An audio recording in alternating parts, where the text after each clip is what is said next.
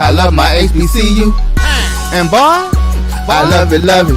I love it, love it. I love my HBCU. And man, I hope my team they won one. I hope my team they won one. Yeah, man. I hope my team they won one. I hope my team they won one. I tune into the HBCU Sports Lab to see if my team won or lost. If they lost, I'm quiet as a mouse. But if they won, keep tab. I'ma do the dab, yeah. Dr. Cavil, he know what he be talking about. Mike and Charles, they know what they be talking about. They compress the analytic data with this hip hop. If you know them like I know them, they gon' tell you if your team, if they won or lost, and who the ball. So listen to Professor, yes sir, and pay attention, cause he gon' teach a lesson. This is Dr. Cavil with Inside the HBCU Sports Lab with Mike Washington, Charles Bishop. Mike Washington is back on assignment, but I have none other than Wilton Jackson II. We know he certainly can hold it down.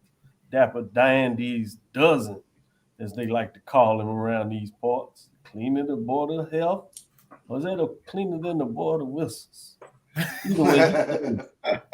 And we have none other than Charles Bishop, home team, getting it done there. With that being said, welcome to episode 719 of Inside the HBCU Sports Lab, radio show and podcast, the show that's covering the sporting HBCU diaspora, all things HBCU sports for institutions large and small, from the NEIA to the NCAA. We share insights, information on the HBCU sports culture, HBCU athletic aesthetics, and facilitate the story of HBCU athletic programs in the business of HBCU sports. I'm your host, Dr. Kenyatta Cavil, along with my co-host, Charles Bishop and Wilton Jackson II.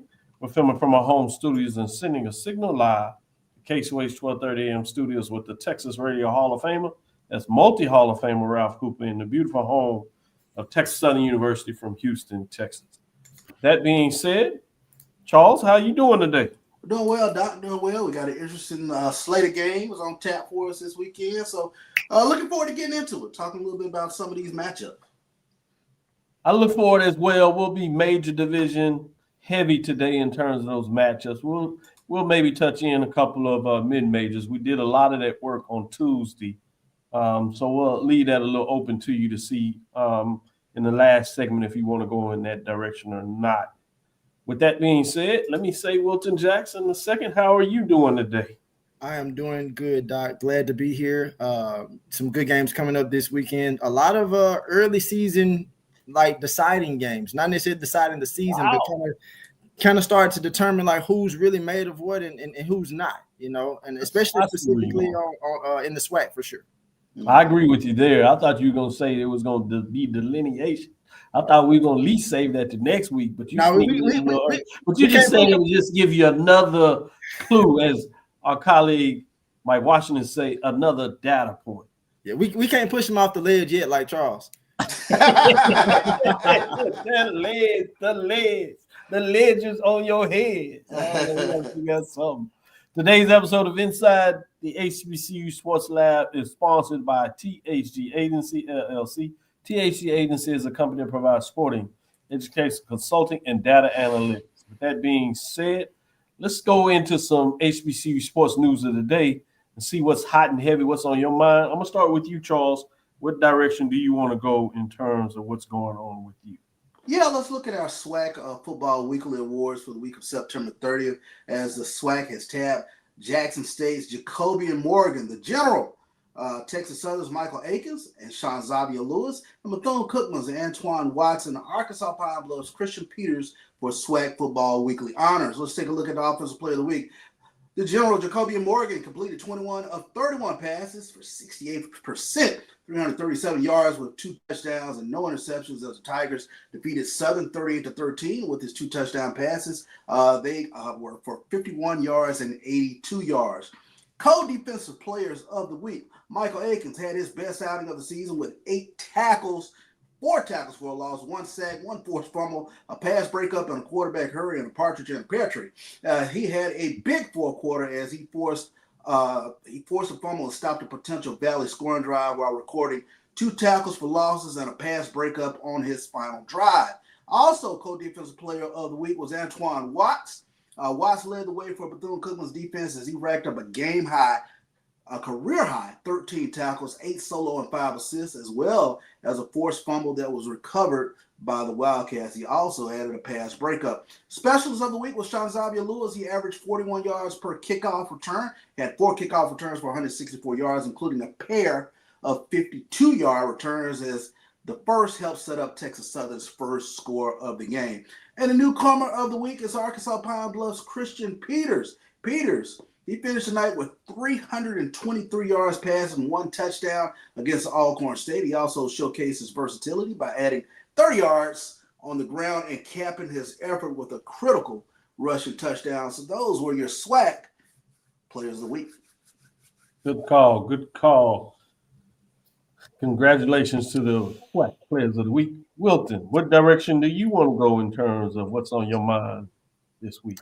So I'm going to go to the MEAC players of the week. You had North Carolina Central quarterback Walker Harris was named the MEAC Offensive Player of the Week. The league announced earlier this week. Norfolk State's Corey Chapman earned Defensive Player of the Week honors, while Morgan State's Raymond Moore III was selected as Rookie of the Week. North Carolina Central's Jaquan Sprinkle picked up Offensive Lineman of the Week accolades, and Morgan State's Jaden Carter was recognized as the Specialist of the Week. Harris from obviously North Carolina Central completed 21 of 34 passes for 288 yards and 2 touchdowns in the Eagles' 50-42 victory against East Texas A&M. He also rushed for 5 times, 45 yards, and a score, finishing with 333 total yards of offense. Chapman tallied 9 tackles, 6 solo, and an interception in the Spartans' narrow 3-point loss to Wagner. Moore was instrumental in the Bears' 24-17 win against Miles College, recording 146 yards of total offense. He rushed for 83 yards and threw for 63 yards, accounting for 2 touchdowns. Sprinkle led North Carolina Central, anchored an offensive line that did not surrender a sack in the road win against East Texas A&M. He graded out at 93% on blocking assignments as the Eagles racked up 457 total yards. And Carter sealed Morgan State's victory with a 94-yard return on a blocked field goal for a touchdown in the closing minutes against Miles College. Good stuff. Shout out and kudos to the MEAC players of the week. We give some love to our live listeners, starting with the YouTube side. Emma Jones says, good evening with the prayer, no doubt. Ezra Kelly, Alabama State University, let's go. Enjoying this right now, aren't you? G-Boom, midpoint of the season coming up this week. Yep, when you talk about the non-conference and conference games, you are at that point. Travis Jerome even giving us a little shout out today. Wilton dressed to the nines as usual. Yeah, the man don't waste no threes. We don't waste no threes. His threes gonna get money now. He gonna make sure he get it right. That ain't gonna be tough. Shout out to Adam Spencer, Doc, gents, a late afternoon. Good everything from Seattle. Beat the Beholders. Go Pirates. I like that. Adam, shout out to you. I will be in Seattle in the first weekend, I believe it is, in November, in terms of that. And oddly enough, I'll actually be in Norfolk this week. We do our second HBCU lecture series there at Norfolk State University. Excited about what we'll bring to the table there. And obviously, since I'm there that weekend, I'll stay over and I'll get a chance to get a taste of the Norfolk State-Hampton rivalry there at the FCS level. This time it's at Hampton, so I'll get to go watch a game at Hampton. And kudos as Norfolk State. Dr. Banks, Kerry Banks, is going to facilitate this event and helping me make sure that make it a full-fledged weekend. Shout out to PV versus everybody showing us some love. PV is 2-0 in the conference. He has the little finger there and says, don't tell anybody. Yeah, they're not watching. They're going to know now. All right. Also, Charles Bishop, did you do the Texas Southern and Valley game? I can say yes, he did. Yes, I got a chance to listen to that, and I thought he did a wonderful job. I was excited about the call. Obviously, I always have an eye on Texas Southern, but listening to Charles gave me reason to check that out as I had my potpourri of screens up, making sure I was doing my due diligence with all the various games. And I had a lot of folks that gave some kudos in terms of what you did on the broadcast there. So I wanted to certainly acknowledge that and give you some kudos for that. Christopher Dukes has his cat, and that's Wildcat, I guess it is, or is that a tiger with the trophy? So He's looking at 2 times, so maybe that's Jackson State University as he's preempting this and saying they're looking to double down on what they did last. SWSSU Ram Nation, big game this week. Beat Union. I like that. I'd rather be golfing. What's up with HBCU fam? What's up? SSU Ram, Battle of the Bay, kind of tame this year, especially at the Hampton side, but maybe Vic's presence will amp it up. Good points by all. Let me shift back to you, Charles. What other direction may you want to go in terms of news this week? Sure, let's take a look at this. And most attended games from week 5 of the HBCU football season, according to HBCUsports.com. The SWAC took ownership of the top 3 spots on the list of the 10 most attended games of week 5 of the HBCU football season, with the State Fair Classic separating itself from the pack at number 1. Listed here as 56,210. I understand it was closer to 60,000 in that game. So kudos, State Fair Classic, Prairie View and Grambling this past week. Jackson State and Southern had 27,487 in Baton Rouge. Alcorn and Arkansas Pine Bluff Southern Heritage Classic, 21,442 there. And Alabama State and Florida A&M, that clash at Bragg, 13,515. And over in the Hampton versus Elon had 11,158 people there. I lost my bearings on my conference there with Hampton. I was about to say Mia.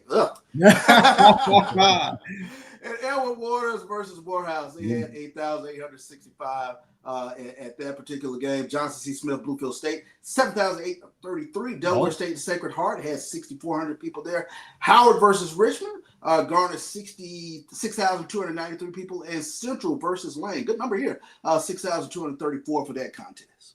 Yeah, a little surprised at the Alabama State fam. You thought it might be a tad bit higher than that, but still a nice showing.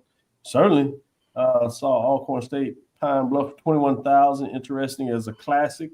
How do they feel about that number? Jackson State Southern 27,487. Probably down just a little bit, but very solid. And certainly Grambling State Prairie View doing their thing with 56,000. Some say closer to 60. But we'll take that 56-10. Not bad at all. Not bad. Terms of one of the big classics, putting it out there. Good vibes going around there. Before we take a break, let me go back to you, Wilton, and see if there's something else that you want to share that's on your mind. Absolutely. So next week, not this week, but next week, we're going to get one of the biggest games probably in the SWAC in the season thus far. Jackson State and Alabama State was picked up by ESPNU, and this comes from SWAC.org. Southwestern Athletic Conference and ESPN announced the games that the network has been picked up for the weekend of October 11th, including Jackson State hosting Alabama State at Veterans Memorial Stadium for Jackson State's homecoming. The game will kick off at 2:30 p.m. on ESPNU. Good stuff. Yeah, it's a smart one for them to pick up. I certainly know I'll have my eyes on that game. Man, if things could have felt a little differently, I'd have found a way to be there. 1 is Jackson. They always take care of you, boy. 2, it's Alabama State. Great matchup. 3, it's homecoming. And certainly never bad to be at a HBCU and homecoming, but particularly Jackson versus Alabama State when there's a lot on the line. A lot on the line. I believe they're going to get this one right. But you got to get through this weekend. We'll see what happens. That is true. That is true. And we will talk about that before we talk about these games this weekend in the next couple of segments, bringing us back to center.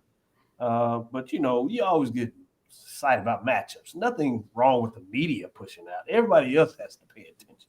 But you also had Stan Becton, shout out to him, HBCU Players Rankings. You know, first month of HBCU football season is in the books, and he had his top 10 HBCU player rankings. The reason I want to bring this up is because annually we do the Big Ben, and that's Ben L. Cavil Senior HBCU Football Award. For those that are not familiar with that, maybe have come and heard us talk about lately, that is, yes, Cavil Cavil, great uncle of mine that played football at Wiley College. I talked about him last week as we were talking about 100 years of the State Fair Classic. He played literally in that first 4 games, if you would, the State Fair Classic from 1925 to 1929 with the Wiley College when they were dominating the SWAC and added a National Black College Championship, 4 to 5 SWAC championships during that period of time, and a couple of national championships, a co-national championship as he played there.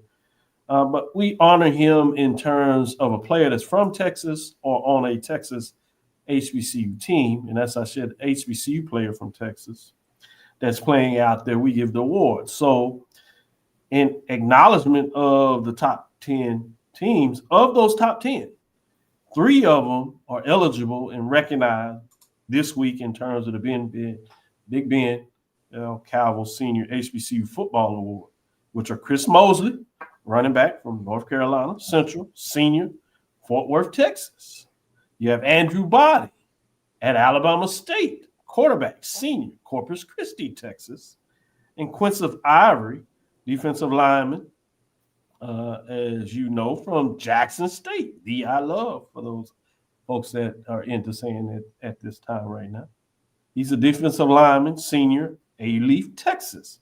So I want to give a little shout out there. 3 of those top 10 folks are from the state of Texas and are on the watch list for the Ben Cavil Senior HBCU Football.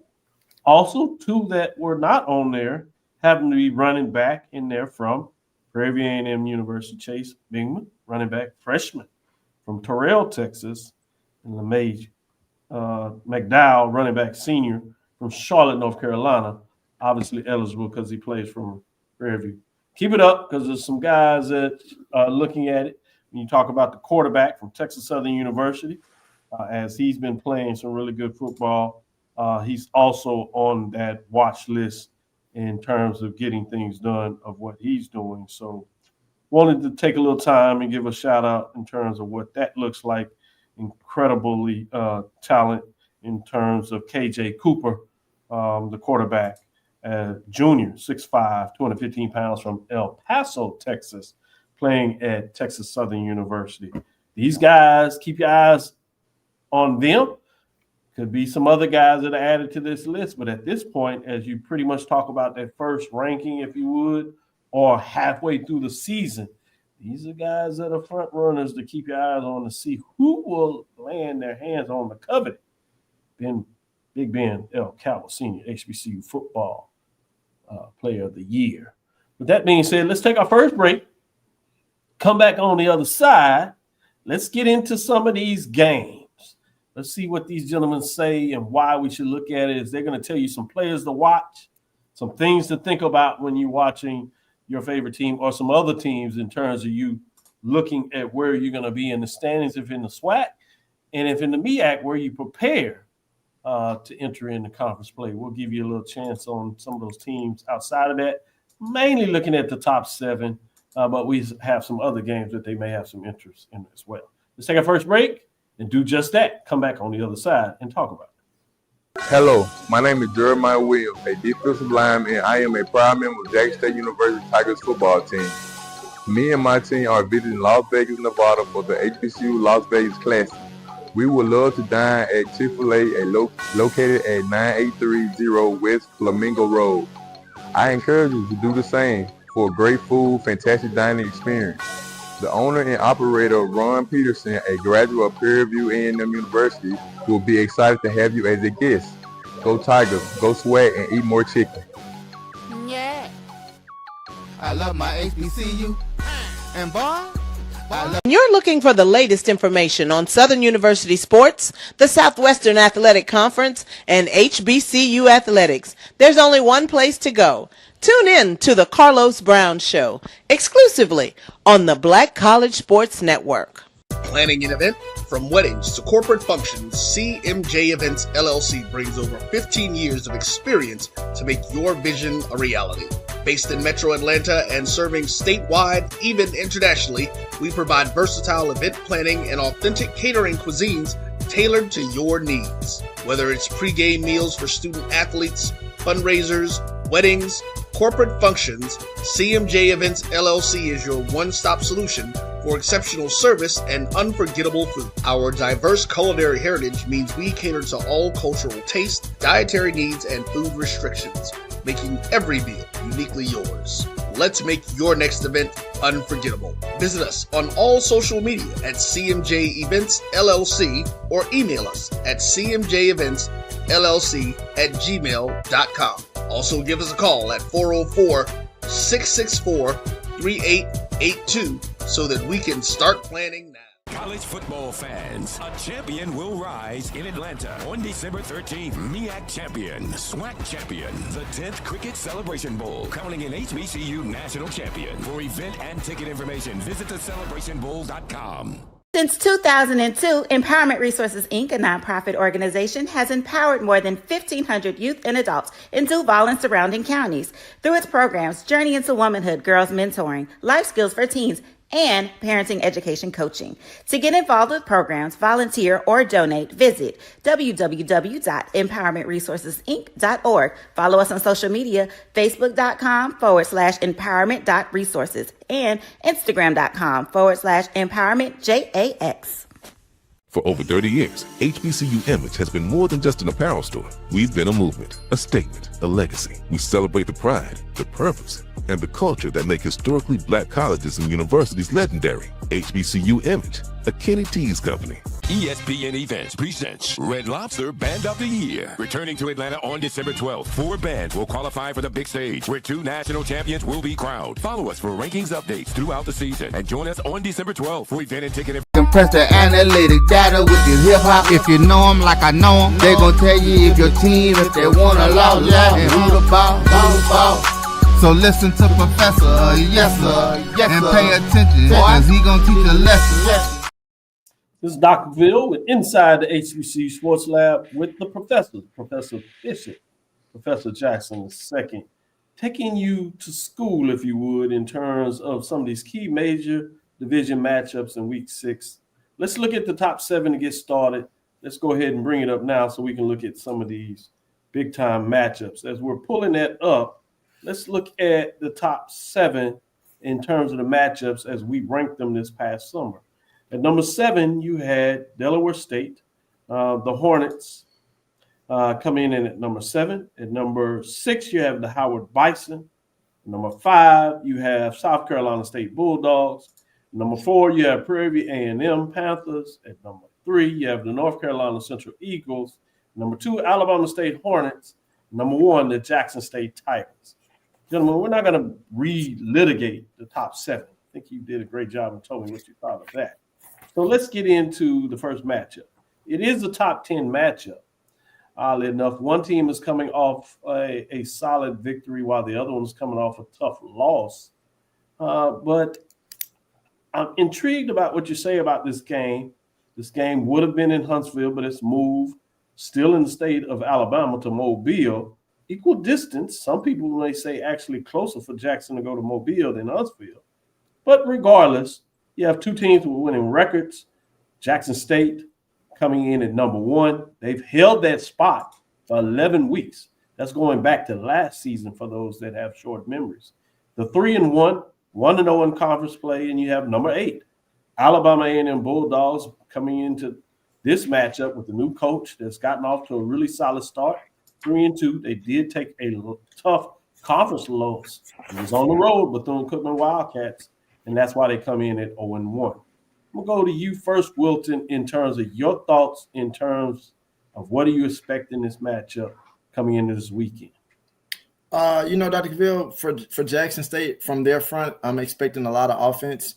I just feel like they have so many weapons. And I think last week against Southern, we kind of saw a good display of what the Jackson State offense is supposed to look like and what we had been expecting. Because I guess you could say in the first couple of weeks of the season, it sputtered a little bit. We knew the running game was strong because we had seen that.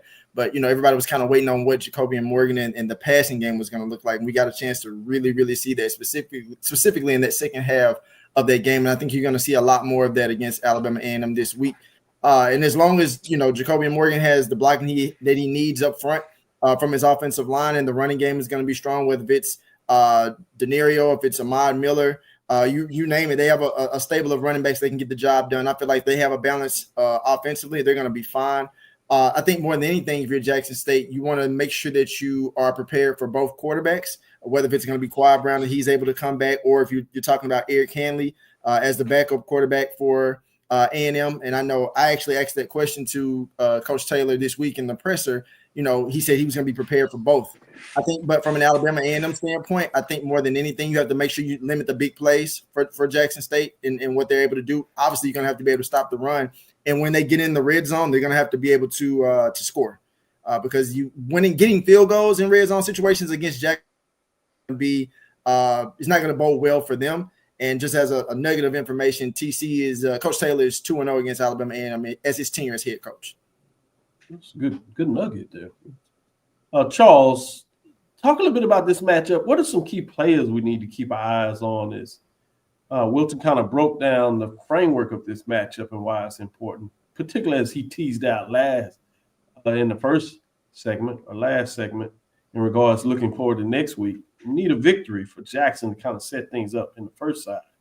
What are some players to keep your eyes on for this matchup? Yeah, I think Wilton touched on it. I think the reemergence of Quad Brown for Alabama A&M. I think that's a name that I'm going to be looking forward to see if he's healthy enough to play in this game. Although Eric Hanley has played admirably in his absence, but I think they become a different team with Quad Brown, I believe, at the quarterback for Jackson State. I mean, they have a bevy of weapons, and I think to some degree they, for lack of better words, maybe Jacobian got unlocked last week. Was able to get the ball vertical and had some big plays downfield. But I think that's the big thing. Jackson State has, like Wilton touched on, a bevy of running backs. Ahmad Miller, Ontario Davenport. They just keep throwing waves and waves of running backs at you. But, to me, you've got to get a pass rush on both of Alabama A&M's dynamic quarterbacks. I think that bodes well for Jackson State. And like I said, week in, week out, I don't think the formula changes. They pound you with the running game, solid running game. And if they get up on you, it could be a long, long day for you. So it'll be interesting to see what Jackson State does against Alabama A&M. But I think Jackson State comes away with this victory comfortably. Good stuff. The other side of the matchup to make the magic work is number 2, which is Alabama State. While Jackson State is at a neutral site, Alabama State is home for their first matchup. But they get a hot team, number 10, as this is also a top 10 matchup. Bethune-Cookman Wildcats coming in 2-3. They've won 2 straight after nobody thought they'd win really either one of these games, even though one was against a mid-major program that was really hot as fish grease, if you would. But Bethune-Cookman, things get a little bit hotter. You have a red-hot Alabama State team that's ranked number 2 in our poll rankings at the major division. They come in at 3-1, 1-0. So somebody's going to get another notch in terms of a conference win. But somebody also gets their first loss. So I'm intrigued about what your thoughts in terms of some of the names to keep your eyes on again, Charles, in terms of this matchup with the Wildcats versus the Hornets. Yeah, I don't know if something's been unlocked with Bethune-Cookman with regards to their offense. Yeah. I think, that 28 points that they put up on South Carolina State in the fourth quarter, that turned, my attention towards them a little bit. But, once you start kind of following them, I think Cameron Ransom has been having great weekends. You take a look at what he did against Edward Waters, and then comes back last week against Alabama A&M. He goes 17-24 for 217 yards. But the big thing that jumped out for me with Bethune-Cookman was they rushed for 259 yards in that game. That stood out because I knew that they could get the ball vertical. They could get the ball downfield with guys like Lorenzo Jenkins and those guys, Mekhi Huggins. But running the ball, that caught me off guard. So I think it's going to be a lot closer than I initially thought coming into the season. But I still think Alabama State has enough weapons and a championship-level defense to really keep Bethune-Cookman at bay. I think that's the key word. You said defense. And the other part is, can Wildcats get enough defense in this matchup? So I'm going to go to you, Wilton, to see what your thoughts in terms of can Bethune-Cookman not just make this game interesting, but can they get it done, and what do they have to do defensively to do? I think they have to be strong defensively in both aspects of the ball, specifically in the passing game and the running game. I think it goes without saying. We know the bevy of work that Andrew Body has put together in the first couple of weeks of the season. The guy looks unstoppable. I mean, this is what we envisioned from Andrew Body from, even back his days at Texas Southern to what we expected him to do last year before the injury. And he's absolutely doing what we expect him to do now. And so you have to stop him, not even just throwing the ball, but also ensuring that he doesn't, get outside of the box and make plays and use his legs to make plays. But then also people forget, and I think we kind of saw a strong glimpse of this last week with Alabama State in terms of Jamari Hostclaw and their bevy of running backs that can, get the ball downfield as far as moving it in the ground game. So if you're Bethune-Cookman, you absolutely, of course, you got to stop Andrew Body, but you have to be ready to stop their running backs as well in terms of not limiting them on short down situations and getting them off the field. I think more than anything, if you're Cameron Ransom, you obviously want to get the ball to your playmakers vertically, but at the same time, you also want to make sure that you're converting on third downs to keep Alabama State's offense off the field. I think that's the best recipe for success. Keeping them away from the field, keeping Alabama State's offense on the sideline, and also playing solid defense as well. Yeah, we're going to stay with the SWAC because number 3 in the rankings, North Carolina Central, out of the MEAC, but they're off this weekend. So we'll slide down to number 4, which is a Panthers Prairie View team that's ranked, jumped back into the ranking after a solid win against Grambling in the State Fair Classic. Nearly in front of 60,000 folks, as we talked about earlier. Prairie View improves to 3-2 on the season. More importantly, in their eyes, is 2-0, as PV versus everybody made sure people were aware of. They're 2-0 in terms of the conference, and even more importantly is a such a thing. They're 2-0 in the Western Division. They're at Alcorn State Braves, another division opponent that is 0-4 and limping into this matchup after losing against Pine Bluff, a Western Division foe, which makes them 0-1. The odd thing about this game is while you would say, hey, there's a chance here with the Braves, they're on the reservation, but these two teams have had the history over the last couple of years of winning on the road. Right, exactly.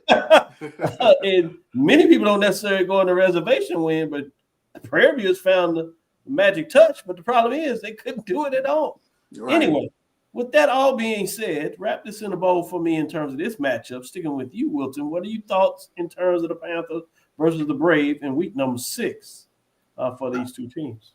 I think if you Prairie View, more than anything, you just want to continue to build on the momentum that you have. And I think more so than anything, making sure that you protect the ball and create explosive plays from your quarterback and Tevin Carter, and making sure that you find your weapons in Josiah Rockwell.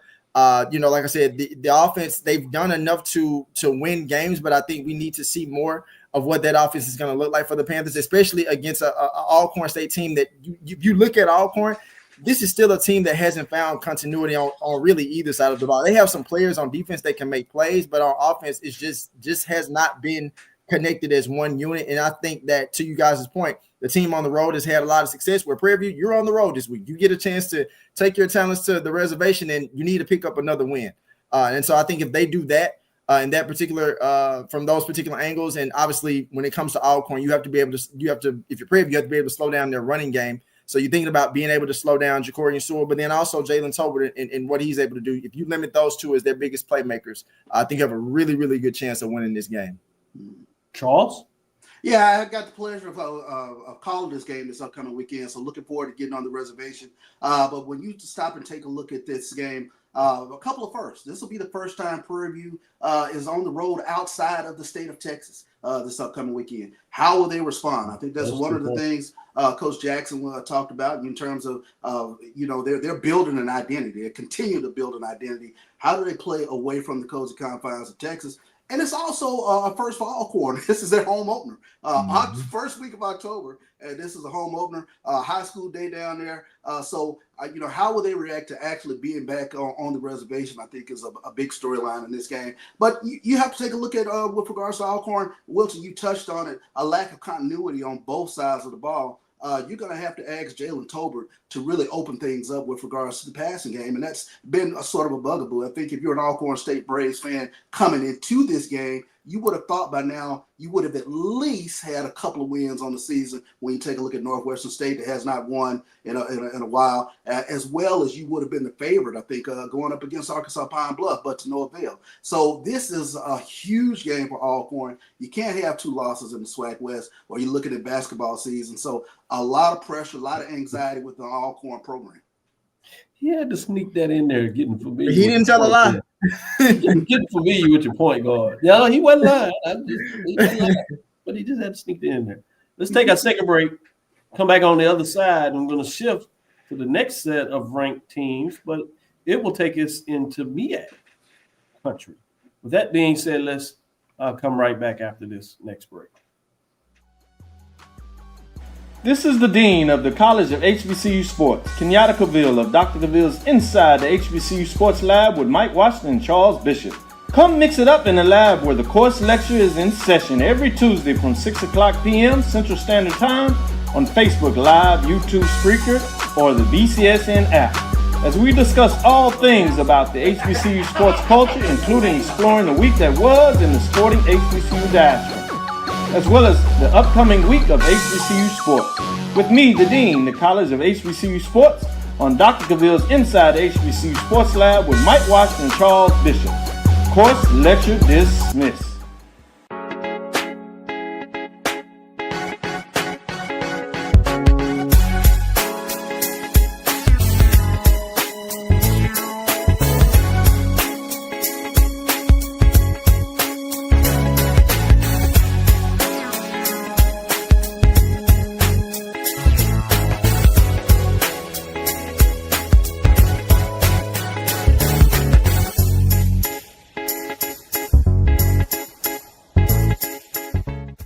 It's never too early to plant the seed, to share the tradition, and instill a sense of pride in your HBCU with your little ones. HBCU Pride and Joy Children's Boutique helps you share your school spirit with a wide selection of adorable kids apparel and accessories officially licensed from your favorite HBCU. Visit hbcupridejoy.com and follow us on all social media at HBCU Pride Joy on Facebook and Twitter. For over 30 years, HBCU Image has been more than just an apparel store. We've been a movement, a statement, a legacy. We celebrate the pride, the purpose, and the culture that make historically black colleges and universities legendary. Whether you're a student or a lifelong supporter, our gear lets you wear your HBCU story with confidence and style. Because when you wear HBCU Image, you're not just wearing clothes. You're wearing culture. You're wearing pride. You're wearing purpose. HBCU. College football fans, the Cricket Celebration Bowl is celebrating 10 years of crowning an HBCU national champion. A champion will rise at Mercedes-Benz Stadium on December 13th as the MEAC and SWAC champions clash in Atlanta. Join us for championship football, interactive fan experiences, and iconic marching bands. It's an HBCU family reunion that you don't want to miss. See who will be crowned the next HBCU national champion. For event and ticket information, visit. Hello, my name is Nick Howard. I'm a wide receiver and a proud member of the Grambling State Football Tigers football team.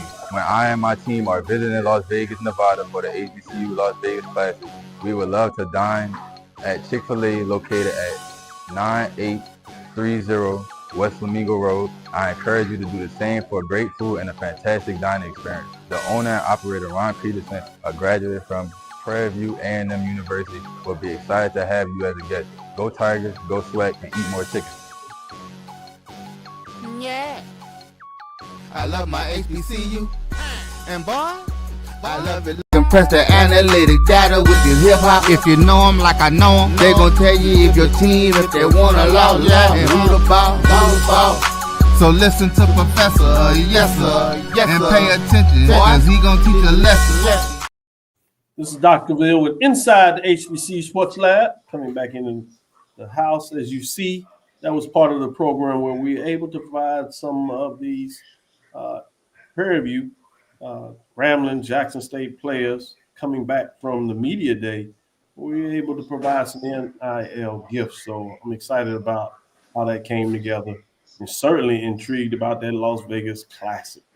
Boy, I tell you, homecoming always finds ways to tug at your heart. Las Vegas would have been a perfect place to be. But we made it happen. I want to give a shout out to Ronald Peterson that really decided to take it up a level, do it a little differently in terms of how he could be a part of the solution and not the problem. With that being said, let's get into this next matchup. As I said, we're going to lean MEAC, but it's actually going to give us a chance to look at a team out of the SIAC, which is Savannah State Tigers that are 2-2, 1-2. For those that are not aware, they're a mid-major program, and on the mid-major side of the team, they are top 8. They are outside of the top 7, but right there receiving votes after they had a big win. Savannah State Tigers are 2-2. They're 1-2 though in conference play. Now they jump up a level, mid-major, going to a major division. Remember, about maybe 10 some years ago, this was actually a conference game out of the MEAC. As Savannah State moved from the independent level and joined the MEAC, and this used to be an opportunity for a really unique rivalry when you talk about the border between Georgia and South Carolina. Well, still up in the mix now. But the Tigers have a tough road as they take on number 5, South Carolina State Bulldogs, that are 2-3 overall. They did have a tough loss as they're on the road last weekend. With that being said, Charles, what are your thoughts in terms of this matchup? Can a mid-major finally get it done? We weren't looking at one last week, but it almost happened with Miles and Morgan State. Are we past that point, or can we find one in this game? It makes it intriguing just because from looking at South Carolina State, what has kind of puzzled me is their finishing kick. You know, this is a championship level team, but let's go back to the Bethune-Cookman game. Gave up 28 points in the fourth quarter, which was, just stood out to me. Gave up 10 points in the fourth quarter last week to Charleston Southern. So I'm not sure where the disconnect is or whatever the case might be, but it does make this game with Savannah State a little bit more intriguing. I know it's South Carolina State's homecoming, and I don't know if there's a malaise right now within the program, but it certainly makes Savannah State going into South Carolina State. It makes it intriguing to see if a SIAC team could give them a punch and really kind of finish out a game. We saw Kentucky State close. We saw Miles in there with Morgan State.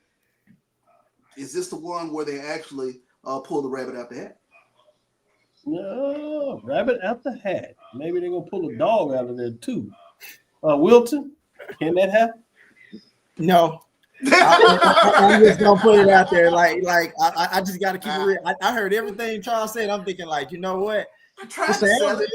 It sounds real good. But as a person who's watched South Carolina State over the last couple of years, and then of course just knowing the kind of coach Chennis Berry is, I know that he was probably irritated and annoyed about the fact that not only did they lose the game to Charleston Southern, but how many points that they gave up. And Charles, I like the fact that you listed how many points they've given up specifically late in games. You coming into homecoming in Orangeburg against Savannah State, and granted, Savannah State, great team, mid-major team, but this is not the week that you want to be South Carolina State's homecoming. So I think that Ryan Stubblefield gets the job done.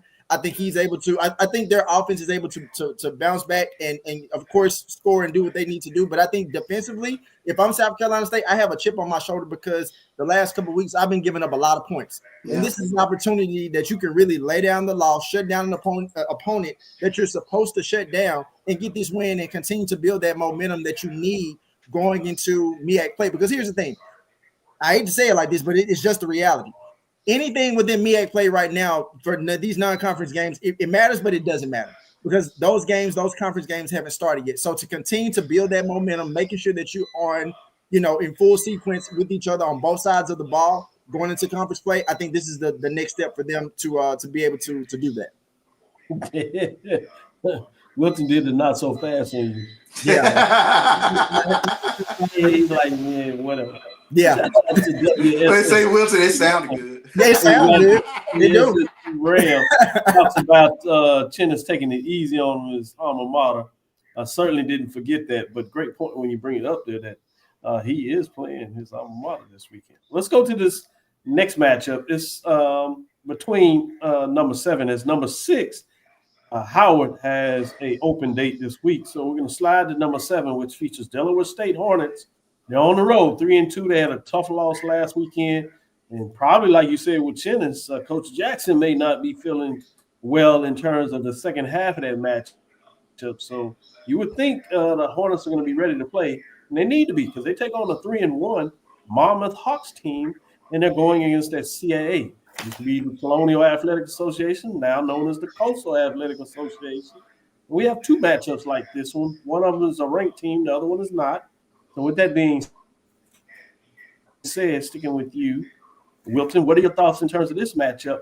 Similar with South Carolina State in terms of Jackson being preparing his team, although it's a different level of opponent as well. Doc, I'm not gonna lie to you. This is gonna be a tough matchup for Delaware State. You're talking about a Monmouth team that's one of the top FCS teams in the country. I know this week coming in, they were a top 25 team in the FCS, and they have a lot of weapons. And that's no discredit to what Delaware State is able to do, because we know the weapons they have. And Caden Bennett, I hate that he got ejected from that game last week. They had a good quarterback in Sorry that stepped in his absence, but they're gonna have Delaware State is gonna almost have to play a perfect game to win this game and really to stay in it, because you're talking about a Monmouth team that has a quarterback in Derek Roberson, a running back in Rodney Nelson, and a wide receiver in Josh Deary, that essentially when their offense is playing together, they are humming. So if you're Delaware State, you have to absolutely be able to do the things that have helped you win this game. And of course, that starts with the running game with Marquise Gillis. And then of course, if you're with your Delaware State, Caden Bennett, you have to have almost a flawless game and making sure that you're scoring on most drives. Because here's the thing, Monmouth is going to score, or at least they're going to be putting themselves in position to score. So you have to be able to play almost great on both sides of the ball to win this game if you're Delaware State. Charles. Yeah, I couldn't have said it any better than what Wilton said, especially when you're talking about a quarterback like Roberson. Monmouth, they're going to score the football. And to your point, how do you keep explosive offenses off the field? You got to have a great running game and eat up some clock. And you do have to have sort of that flawless game out of Caden Bennett. And hopefully, when he scores in this game, that there's not some official out there willing to throw him out. I even when I looked at it again, I still can't believe it. So, I think this is going to be huge for Delaware State in terms of getting this running game up and going and really controlling the clock to keep Monmouth's offense off the field. So we'll see what happens with regards to that. But this is a tough one for Delaware State to win. Yeah, Wilton went back and taking it with the hands. I just want to give you a high five. That's a high five. I've never seen that one. That was a horrible one. Yeah. So with that being said, let's kind of slide through these games. I want to give you a chance to really break these down. But did want to mention you have Norfolk State Spartans 1-4 versus Hampton Pirates 1-3. Certainly good this is a rivalry game because the records would not necessarily get you excited. I will be in the house, so I'm intrigued about this matchup and what it looked like. It is the MEAC again against the CAA. This one is the HBCU version, so I'm intrigued of what that looks like. Both of these teams need a victory, obviously. Then you have Morgan State Bears against Georgetown Hoyas. That's the Baltimore versus DC. Obviously, private versus public. Intrigued about what this looks like. MEAC versus Pioneer. Morgan State comes in at 1-3, 2-3, escaping a victory. So you'll certainly know they're focused defensively in this game, but can they get some things going offensively? Jumping back into the SWAC, we have Arkansas Pine Bluff versus Texas Southern Tigers. We go deep into that Western Division. We have a couple of key Western Division matchups from ranked teams to non-ranked teams. Interesting to see what this looks like. Pine Bluff, as we said earlier, got that win over the Braves in terms of Southern Heritage Classic. Texas Southern went on the road, got a big cross-divisional matchup win coming from behind Mississippi Valley State, so they're feeling good about themselves, even their record in that Western Division as they're 1-3 overall and 1-1. Fascinating to see what this looks like. Somebody's going to get a chance to feel really good about themselves after this matchup. It'll be intrigued to see how that looks. Then you have a game that was supposed to be that won't be. That was number 2 FAMU, 1-3, 0-1. Mississippi Valley State Delta Devils, 0-4, 0-1. This game will be played, but it's moved now as originally played in Valley and then moved to Atlanta. What was going to be in the Mercedes-Benz Dome game was announced that it was moved, canceled from being a classic game, a Georgia Classic, in terms of now being played at the end of the season in regards to that Thanksgiving weekend. So it'll be fascinating to see how that changes that dynamic moving forward. With that being said, let's take our last break.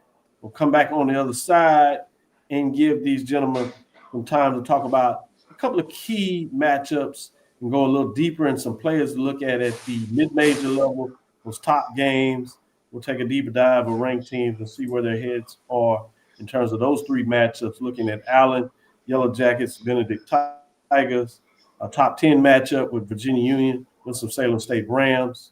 WSS Rams was telling you that this is a big matchup. And then you have another one out of the CIAA, which you have Johnson C. Smith Golden Bulls and Virginia State Trojans. We'll look at those three games in our last segment and tell you who to look at, why you need to keep your eyes on the mid-major in terms of what's going on. We would take the SIAC side, but those are games where you think overwhelmingly the ranked team is going to get it done. So we'll focus on those top 10 matchups, if you would. We'll be right back after this last break and do that just like that on the other side. Hello, my name is Trevon Jones, a tight end at Prairie View A&M University Panthers football team. When me and my family and teammates are out in Las Vegas, we like to dine at Chick-fil-A, located on 9830 West Flamingo Road. I encourage you to do the same, and for good food and a fantastic dining experience. The owner and operator, Ron Peterson, is a graduate of Prairie View A&M and will be excited to see you as a guest. Go Panthers, go Swag. Hey, Emo Chicken. Yeah. I love my HBCU.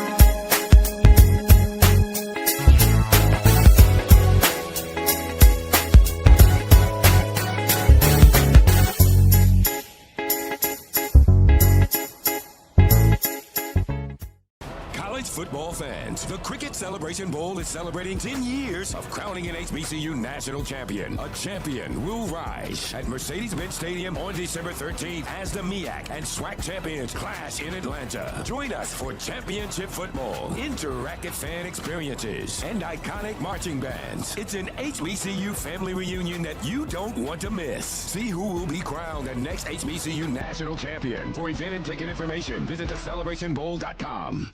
For over 30 years, HBCU Image has been more than just an apparel store. We've been a movement, a statement, a legacy.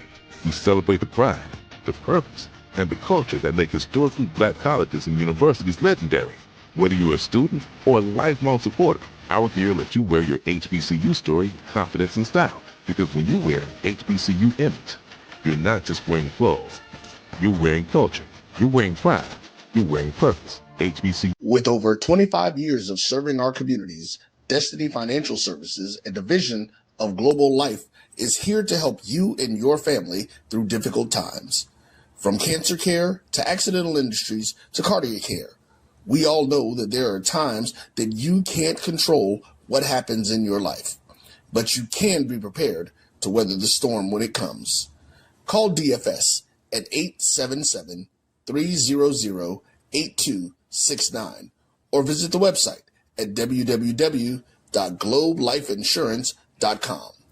That is 877-300-8269, or again, the website at www.globelifeinsurance.com. ESPN Events presents Red Lobster Band of the Year, a title reserved for elite HBCU marching bands. A season-long competition that culminates in Atlanta on Friday, December 12th. Drum majors, percussion, drill, auxiliaries, musicality. All aspects will be examined by the toughest judges in the world of college bands. 4 will qualify for the big stage, where national champions will be crowned. Follow us on social media for rankings updates throughout the season. And join us in Atlanta on December 12th for event and ticket information. Compress the analytic data with your hip hop. If you know them like I know them, they gon' tell you if your team, if they wanna lose, and who the ball. So listen to Professor, yes sir, and pay attention, cause he gon' teach a lesson. This is Dr. Cavil inside the HBCU Sports Lab with Wilton Jackson II and Charles Bishop. Before we get into these mid-major matchups, I want to give a shout out as we did it on the YouTube side. Let's go into the Facebook side. Carol, shout out to Silas saying, good evening, everyone. PV in the lab. Emma Price representing Daytona Beach. We got Chuck Hunt always showing love to the HBCU program out there as well as us. Willie Alex Hine always there for the CIAA in the lab as well. My VSU Trojans took it chin against Fayetteville State. Yes, they did. If they'll bounce back this weekend, win and blow. I'll be up there, as I said, Lennon, in Norfolk State. Let me know your thoughts on what's going to go up. He says, I hope my Norfolk State University Spartans throw those Pirates overboard in the Battle of the Bay this weekend. Behold, the green and gold. I like that. Yes, overboard. Silas says there was a correction on the State Fair Classic. Attendance numbers was actually 61,139, as we alluded to. So certainly want to get that correct number out there. Great job, Silas, making sure we had that number. I did recall that they did say it's actually over 60,000, 61,139 to be exact. Significant difference there. Lavelle is in the house. Silas as well continues to do that great work. So showing love both on the YouTube and the Facebook side. So let's get back into it and get into these three matchups and see what your thoughts. We're going to start in the SIAC. This is intriguing in some way because both teams are undefeated in conference play. One comes in with the overall losing record, which is the Allen Yellow Jackets. So surprise people in some of those matchups. Two of those wins have gotten actually out of the SIAC. So they come in 2-0. But to play a number one team that's holding for the second week, that's really surprised us all, if we're honest, in many ways. Benedict Tigers are 4-0, 3-0 in the conference race, and they get a chance to make a nice, solid statement this week and certainly squarely say they're going to stay undefeated in the SIC. More importantly, hold on to that number one ranking. Charles, what are your thoughts in terms of this matchup here? I got Benedict. They've been a surprise. I mean, you take a look at it was kind of funny. The first couple of weeks of the season, taking a look at them, I was like, not too much offense, all defense. And then the explosion came out of nowhere. I don't know. Tuskegee was, the medicine that they needed, but they look like a well-rounded football team. They've been a pleasant surprise in terms of watching what they've been doing in the SIAC. So got to go to Benedict Tigers in this arch rival game. Good stuff. Wilton. I got Benedict in this game, and for many reasons. But for one, I went against Benedict last week when they were playing North Carolina, and was I wrong? Because they sent a message. So all my Benedict fans, I typically don't go against Benedict, but I did. So I'm not going against Benedict anymore. And what they're doing, I think Darius Ocean has a strong game against Allen leading that team. But also, I mean, Allen definitely has the weapons. Jameer Dismukes, in terms of like they have a running back. And Fabian Duncan, who can also get it done. So if you're Benedict, as long as you play defense, which they have a strong defense, we saw that on full display against shutting down one of the more elite offensive teams in Clark, Atlanta, being able to shut them down. So I'm expecting them to have a strong impact on defense against Allen. And again, if Darius Ocean and that offense can get to humming, I think they have a strong shot on winning this game. Yeah. Good stuff. Let's go to that next matchup, which is a top 10 matchup, which really gets things interesting. Seems like the CIAA is playing a top 10 matchup week after week. This time it features number 3, the Virginia Union Panthers, 3-1, 1-0. At number 9, Winston-Salem State Rams that are 3-2, 1-1. The Rams really need this victory. Can't afford to take a second loss in the conference play. And this one actually counts for both teams, so it means something. Surprise those other things, and maybe we can get a little action in terms of CIAA and the record to make sure we have this all squared away by the end of this weekend's games. With that being said, Wilton, sticking with you. You have a way that you're wavering this game. Can the Rams get it done at home, or the Panthers kind of show that they still plan to hold things down out of the CIAA? Doc, somewhere I know Steve is probably listening to me and listening to all of us and trying to see who I'm going to pick. Yeah. I'm sorry, Steve. I got to go with Virginia Union and Coach Parker and what he's going to be able to do. I just think that it's going to be too much Curtis Allen in this game. I think they get it done, and so I'm going to rock out with Virginia Union. But I will say this. I hope that Dalen Lee has a strong game.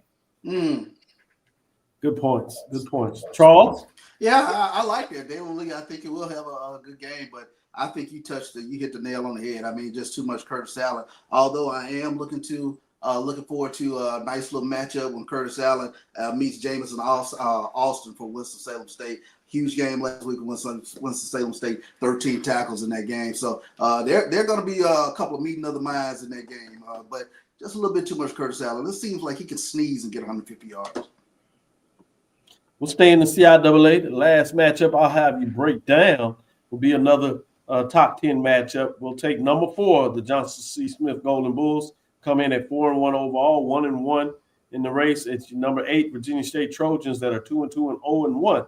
The loser of this game really puts themselves in a difficult challenge moving forward to try to even get up to that number 2 seed. You can almost forget about the number 1 spot to guarantee you a place in the championship game. Remember, as you saw last year, and that's both in the CIAA and the SIEC, you don't have the divisions. You take the top 2 teams and you play it forward for a championship after the regular season. This matchup features, again, the Golden Bulls ranked 4 versus the number 8 Trojans. Charles, where are you with this matchup? This is an interesting matchup, and Kevin Durham, tremendous game last week against Bluefield State. Went nuts, had 4 touchdowns, threw for close to 300 yards. But obviously, I think he's going to get a much better defense this week with Virginia State. Virginia State playing at home, trying to get, licking their wounds a little bit coming back off of Fayetteville State. If there's an upset for me this upcoming week, this is the one. I'm going to go with Virginia State at home to knock off Johnson C. Smith. Go ahead, Wilton. Break down this last matchup out of the CIAA. I think Charles hit the nail on it. If there was going to be a team to upset Johnson C. Smith in Virginia State, like you said, it's going to be at home. It could be Virginia State, but they will definitely have to shut down Kelvin Durham and what he's been able to do. Rashawn Matthews is obviously going to have a strong game for Virginia State. Brandon Rose, the running back. If you're Virginia State, not only are you going to have to play sound quality defense, but you're going to have to basically establish roles early too in their run game and make sure that you are keeping Johnson C. Smith offense on the sideline. Got a couple of other games I want everybody to keep their eyes on in terms of the rest of the top 7. That is a SIEC matchup, which is number 5 Albany State Golden Rams, 3-1, 2-0. They had Lane Dragons that are 0-4, 0-2. You got to believe the Golden Rams are going to win. I would say they're probably going to win big. Then we slide back into the CIAA. You have a number 6 Livingston Blue Bears, 2-1, 1-0. They're at Elizabeth City State Vikings that are 0-4 overall and 0-1 in terms of the conference race. Blue Bears got to believe they figure out to continue to kind of surprise folks and sneak their own selves into the race to see how that looks going down the stretch. The last one takes us in a non-conference out of the Mountain East, West Virginia State. Yellow Jackets 2-2, 0-1. 1-0 it should be in terms of where they are in the conference race. They're West Liberty, that's 0-5, 0-2.